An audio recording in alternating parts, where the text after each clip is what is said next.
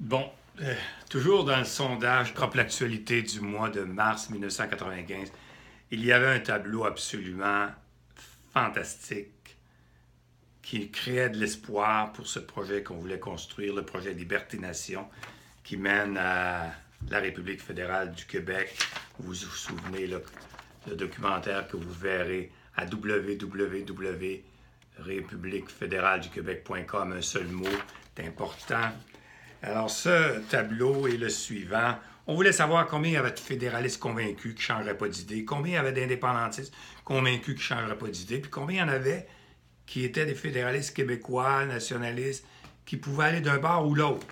Alors, voici le résultat en mars 1995, et ça n'a pas changé aujourd'hui.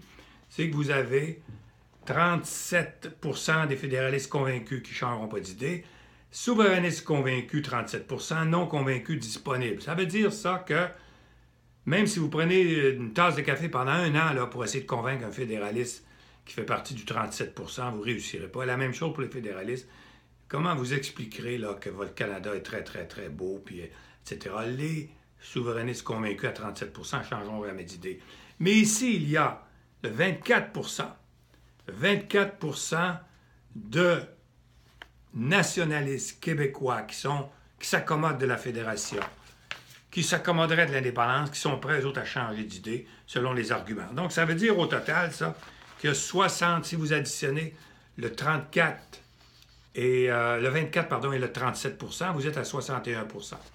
61 %, c'est fort pour créer un consensus, et il n'y a aucun pays du monde qui va résister à ce chiffre, le Canada non plus. Et c'est à partir de ça qu'on a travailler fort dans les années qui vont suivre pour arriver à construire. Pour arriver à construire la République fédérale du Québec? Parce que on s'est dit que la majorité des Québécois sont fédéralistes. Et ça durera comme ça pendant très longtemps. 100 ans, je ne sais pas.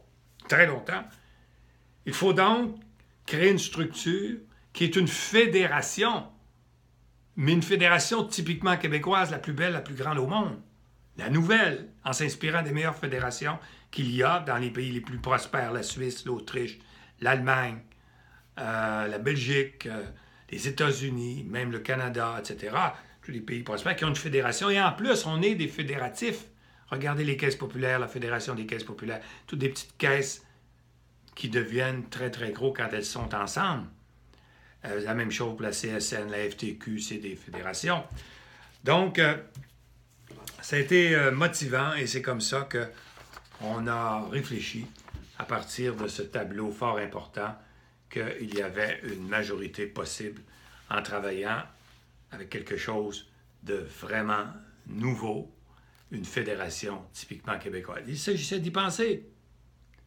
C'est sûr, depuis 1867, on n'a jamais abordé cette idée-là, mais maintenant qu'elle est sur la table, alors en attendant qu'on parle de la prochaine vidéo, je vous demanderai de vous rendre sur www.républiquefédéraleduquebec.com.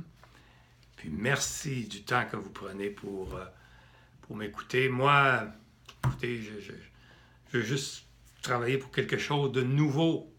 Oui, je suis un vieux monsieur, mais je sais qu'avec les jeunes, ils ont besoin de quelque chose non seulement de nouveau, mais de stimulant.